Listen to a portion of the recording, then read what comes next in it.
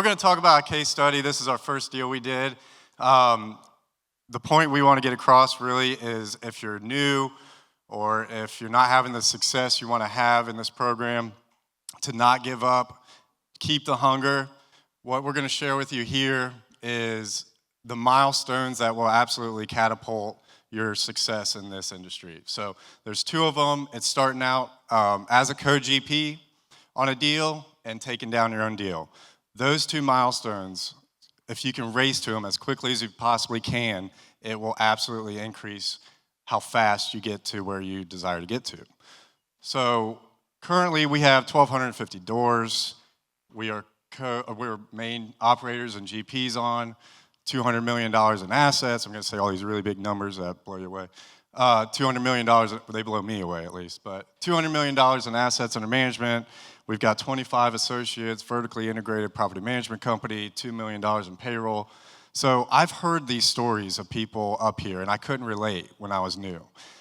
What we're going to show you is the first two deals that we did as a co-GP, we absolutely failed on.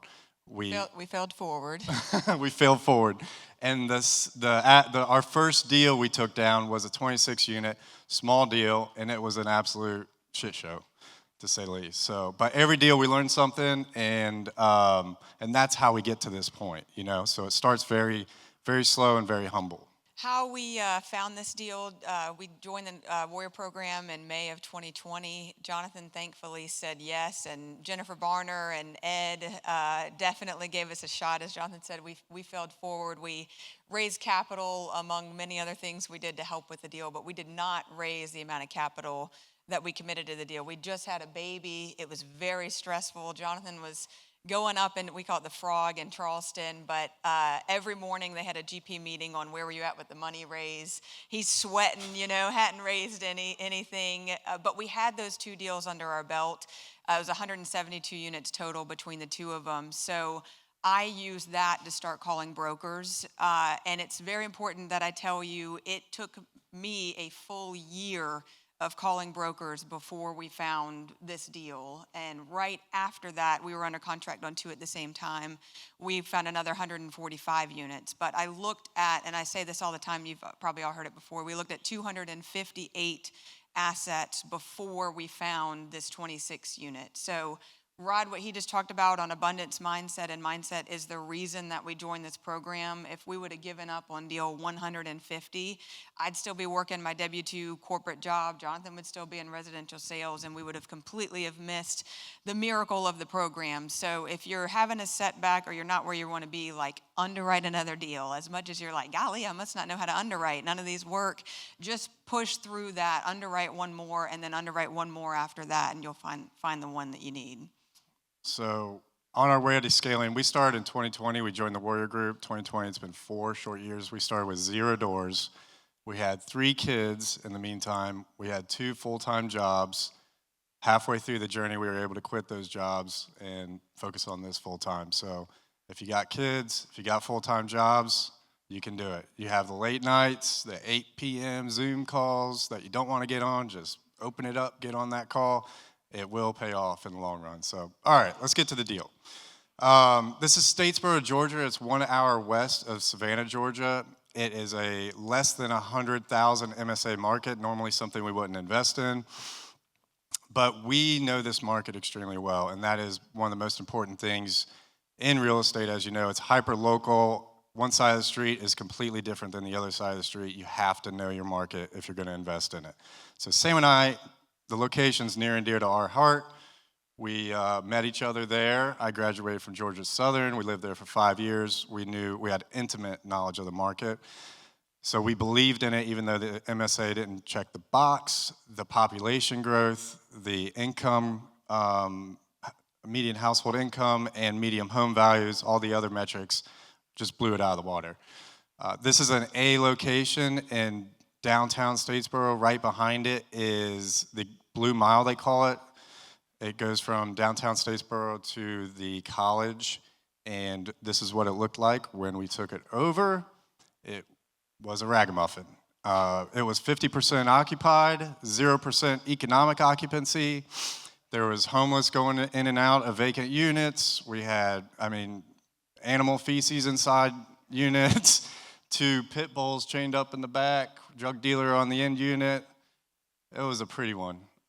We learned a lot from this one, so we like to buy assets that cash flow from day one. So that was rule number one that we learned. This did not at all. We purchased it for $765,000, and the purchase price checked the box. We planned to put about $1.1 million into it, and it had a potential after repair value of 2.88 million, and our goal was to do that in 6 to 12 months. So we bought it in January. We hope to, with the contractor that we had, who was hired by one of our partners, that they worked on another deal together. So it was a great experience with that contractor.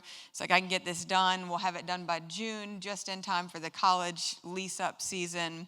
Everybody will be sitting pretty. So if you don't remember what happened in 2022, there was something called an interest rate hike. It's not the best thing when you're going to refinance a deal in a year for interest rates to start skyrocketing. So this is us on site. It was pretty dilapidated. Actually, if you look closely, Ed Budzell is in that picture. He came with us, which was quite the honor. But anything that could have gone wrong did go wrong. As I said, interest rates went up. The contractor was having a little bit of trouble on some other deals, so they were robbing Peter to pay Paul and using some of our funds to help fund the other deals. And needless to say, it took about 18 months longer than we anticipated to get construction complete. So if we go to the next slide, there's a picture of what looks, oh, sorry, I forgot about this part. Oh, no, you're doing good. Sure. So yeah, this was our initial projections. 765 purchase price. I went over all that. Okay, Just go over investors. Sorry. Thanks. She keeps me straight. Somebody's got to.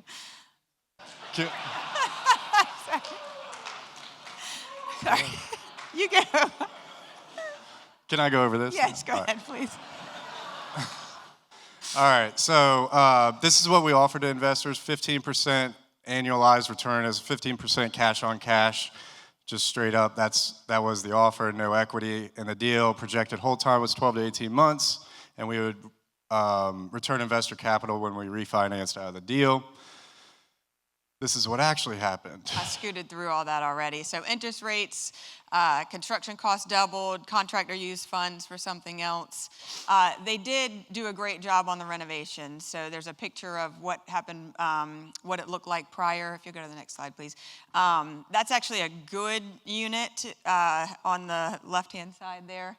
A lot of them were just really dilapidated. So we took everything down to the studs.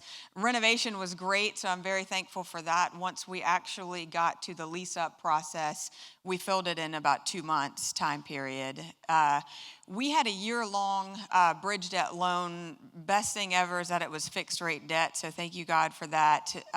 But we had a 6-month extension, so obviously we used our extension, but our back was against the wall on the lease-up process. So the partners that we had really wanted to sell it. We did too. We just didn't think we could get the price we needed to make all the investors whole, which was our biggest concern, is making sure that our investors were taken care of. So we got some BOVs, we put the deal on the market, and then Jonathan and I in tandem started a refinance process just in case. So went under contract at $3.4 million, which we were very excited about because we had initially projected 2.88. That buyer pulled out about 2 weeks later. I think actually they wanted to retrade us, and we told them no thank you. So we had thankfully... Retrade means to renegotiate, guys. Yes, pay us less money for the deal. So that wasn't going to work. So we had started the refinance process. It was really about a peak of the interest rates. I think we locked at 6.84. So I was laughing when Meryl was saying, lock the deal, like just lock our rate, please. But we were able to refinance, and we got an appraisal at $3.4 million. We had a loan amount of $2.2 million. We were able to pay off and pay out all of our investors. So they were all cashed out with the initial return that we projected. So they were very happy, and we were very happy. And we refinanced it into our partnership with Lake City with Wendy and Iggy. And today it is 96% occupied. After a long upheaval, we have 100% collections, and it is cash flowing. We are very grateful for that. And we just closed on a 96 unit in Statesboro earlier this year, so we've been able to offset on-site property management and kind of parlay those two together. Yeah, I just want to double click on how awful it got. Yes. And reiterate, like, it's really exciting to take a deal down. That's where everyone celebrates. Then it's like, oh shit, now we actually gotta do this thing.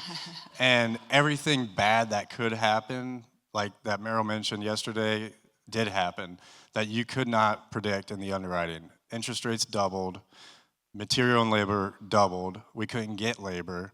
We couldn't kick tenants out for 6 months. It took us way longer than we intended. Like we were optimistic we'd get the whole job done in 6 months. We couldn't even start for 6 months. It was freaking scary for us. It was our first deal. We thought we were gonna ruin our reputation. I mean, we were talking about all the money that we had, like how do we come up with it to pay our investors back if that's what we have to do, you know, so they don't lose out. And resetting, you know, and starting over. It was really, really, really, really scary. Go ahead. So, I think the most important thing we learned is the importance of partnership. You know, a lot of people want to start small, and that's fine. Everybody has a different journey.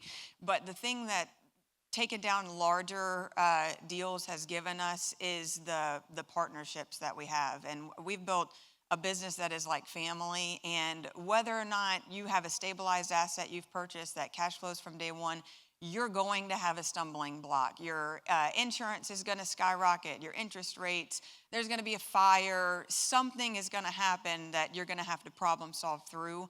And when you have the right partners who are willing to roll up their sleeves and work through those problems with you, it makes all the difference in the world. And the other thing I do want to hammer home is I know a lot of people are husband and wives, and either your spouse, you know, has not come along with you on the journey, or they're sitting with you and you're bumping heads trying to figure out who's moving in what direction. Bringing your spouse along for the ride will 10x your growth. I mean, Jonathan had talked about we can buy apartments for probably 4 years before we ever actually. I used to fall asleep to Rod's podcast in the car, like, oh, we got to learn about apartments again. What? I'm sorry about that. So if your spouse is on the fence, bring them to a boot camp. I mean, as soon as I learned that if average Joes like us are up there on the stage and they can do it, I'm like, well, maybe we can do it. If you're focused on finding deals, I would say it'll take you more time than if you're raising equity. I had a metric of calling 5 brokers a day. May not seem like a lot, but it's something I could commit to. And, you know, with a W-2 and having kids. So I called 5 brokers a day. I tracked how many deals that I was underwriting. And then I tracked how many LOIs I was submitting. We still do that today as a company. I try and underwrite at least 5 deals a week still to this day. So track what you're doing, set goals for yourself, and just keep doing it no matter what, and you will be successful.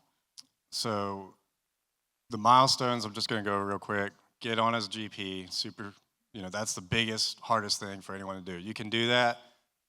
It's the law of the first deal. Once you have the first deal, your second deal is inevitable. Then take down your own deal.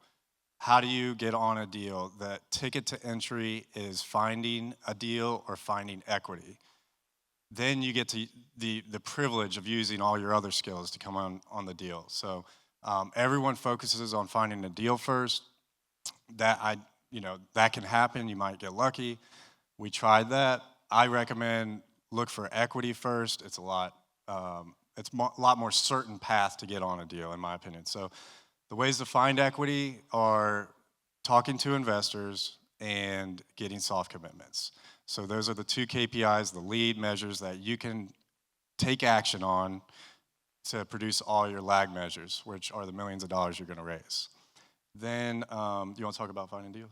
I think I already did, but I just want to hammer home, 80% of people are sent a deal and they never respond to the broker and give them feedback. So you can be in the top 20% on the acquisitions role just by responding and giving follow-up and being consistent. So I didn't know a thing about multifamily, but you tell me I can be in the top 20% just by doing this one thing, sign me up. I'm already ahead of the pack.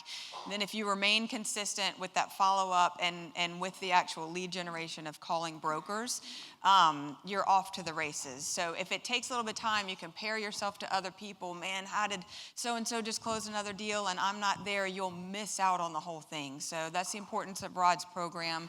And the thing that's really, shot us forward is the mindset piece that he just went over. Unless you fall asleep listening to me. There is that too.